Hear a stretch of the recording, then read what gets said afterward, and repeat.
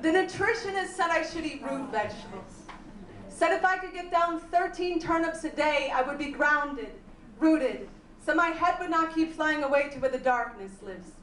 The psychic told me my heart carries too much weight. So for $20, she'd tell me what to do. I handed the 20. She said, stop worrying, darling. You will find a good man soon. The first psychotherapist said I should spend 3 hours a day sitting in a dark closet with my eyes closed and my ears plugged. I tried it once but couldn't stop thinking about how gay it was to be sitting in the closet. The yogi told me to stretch everything but the truth, said to focus on the out-breath, said everyone finds happiness if they can care more about what they give than what they get. The pharmacist said Klonopin, Lamictal, lithium, Xanax. The doctor said an antipsychotic might help me forget what the trauma said. The trauma said, don't write this poem. Nobody wants to hear you cry about the grief inside your bones. But my bones said, Tyler Clemente dove into the Hudson River convinced he was entirely alone. My bones say, write the poem. To the lamplight, considering the riverbed, to the chandelier of your faith hanging by a thread, to every day you cannot get out of bed, to the bullseye of your wrist, to anyone who has ever wanted to die. I have been told sometimes the most healing thing we can do is remind ourselves over and over and over. Other people feel this too.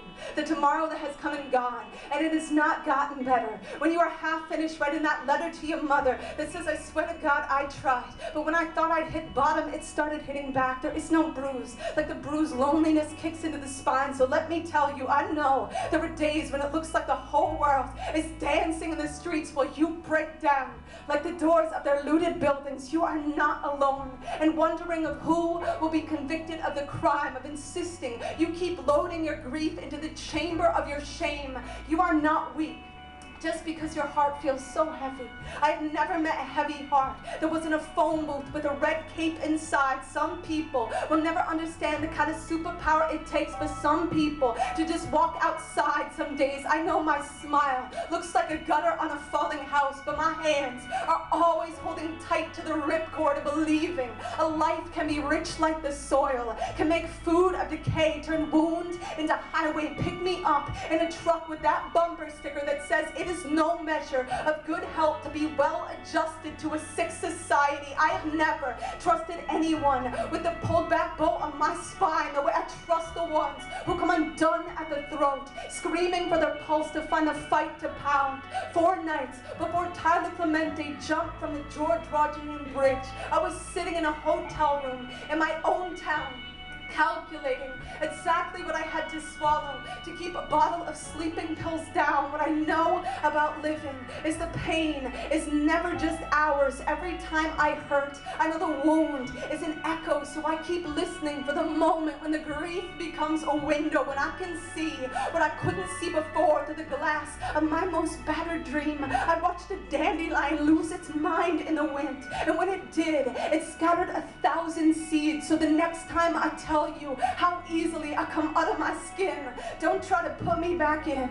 Just say, here we are, together at the window, aching for it to all get better, but knowing there is a chance our hearts may have only just skinned their knees, knowing there is a chance the worst day might still be coming. Let me say right now, for the record, I am still gonna be here, asking this world to dance, even if it keeps stepping on my holy feet. You stay here with me, okay?